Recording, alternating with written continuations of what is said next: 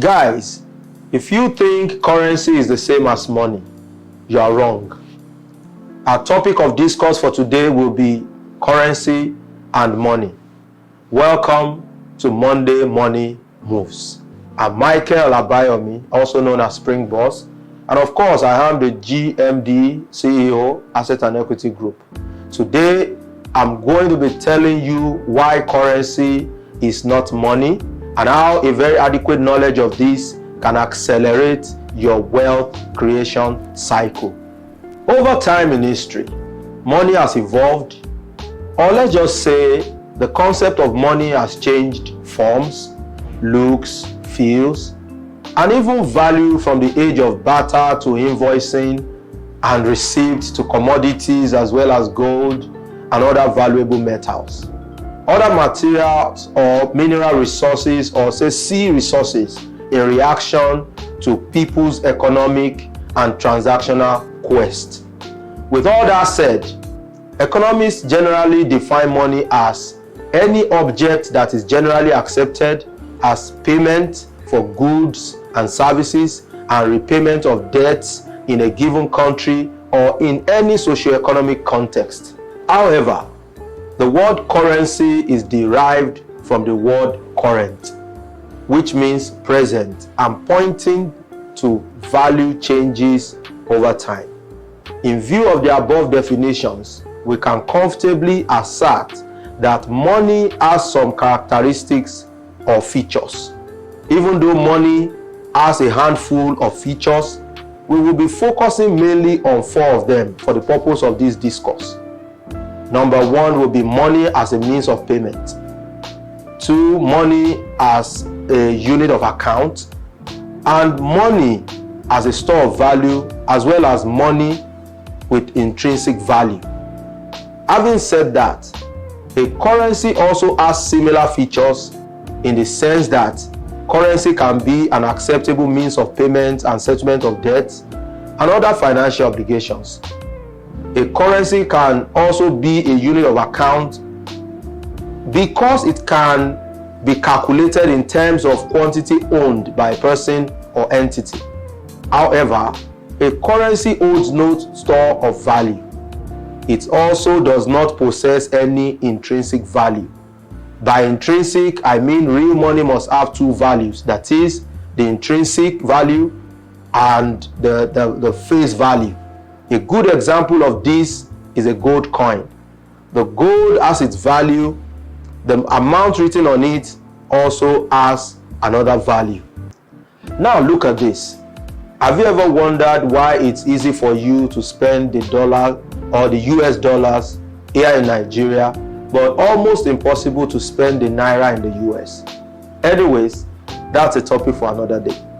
Now, what is Springbozz saying? What I'm saying is that your naira, that's your dollars, that's your Great Britain pounds, that's your euro, etc.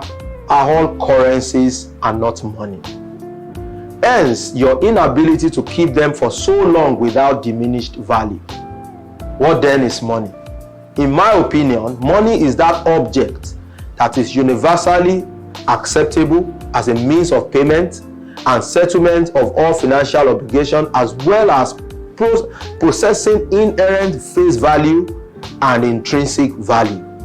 So real money should be made of diamonds, gold, platinum, silver, etc., etc. To avail it the intrinsic value as well as the face value that make it real money. But what do you have today? Fiat money. Money by order, or if you like, by the commander-in-chief of all armed forces, providing us a currency with a face value and intrinsic cost. What do I mean by intrinsic cost?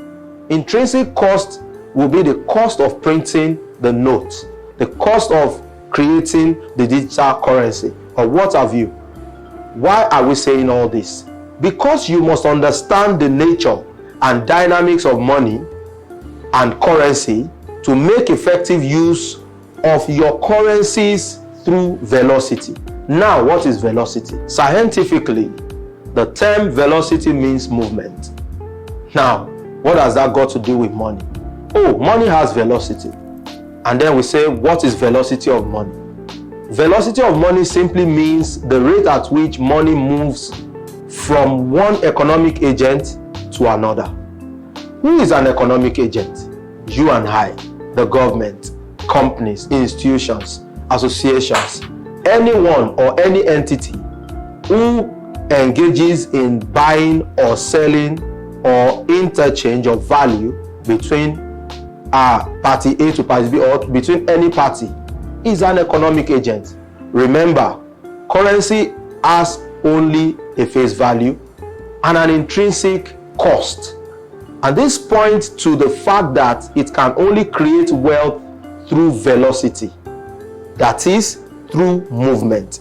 If money does not move, no wealth is created. So, what that tells you is that when you get money, use it to acquire value-creating assets. Value-creating assets. When the asset grows or increases in value, you exit. That is, you sell, get the cash, and immediately put it back into the next value-creating asset. This is velocity. So this led me to the Springbozz merger cycle. What do I mean by this? Merger, M for money, A for asset, G for growth, E for exit, R for repeat. That is, if you have money, you put it into an asset. Once the asset grows or gains some value or gains some yields, you exit and then you repeat the process. This is what every billionaire everywhere in the world does, either knowingly or unknowingly. Please note, if you have been listening and paying attention to everything I've been saying, you would notice that there is absolutely nowhere in this teaching that I mentioned savings to you. And that's because savings will only lead you to poverty and ultimate loss of value of your currency. What I preach to you here is mainly wealth creation through effective money utilization. And that is pure investment. Constant investment. Constant and repetitive investment. You need to master the art. You must master the art. It must be part of you on a daily.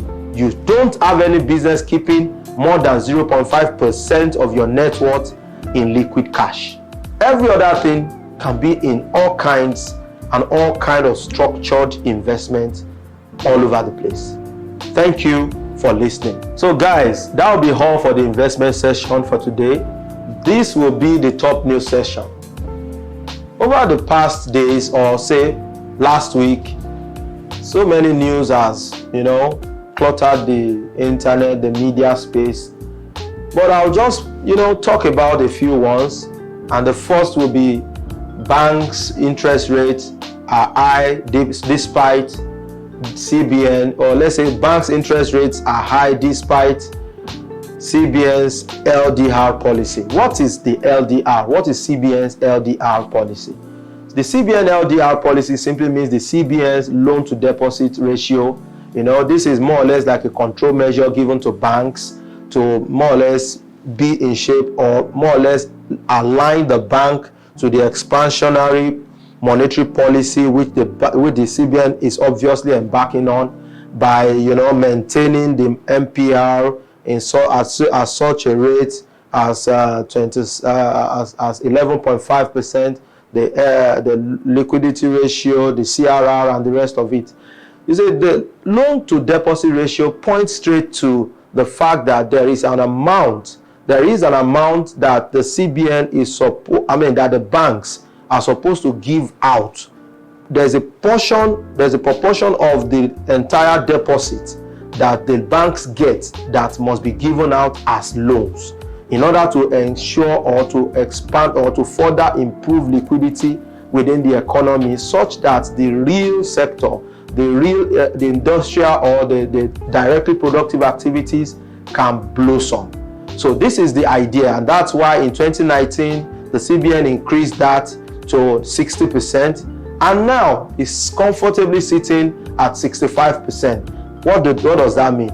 It means that if the bank collects 100 billion in deposit, they must give out 65 billion to people as loans.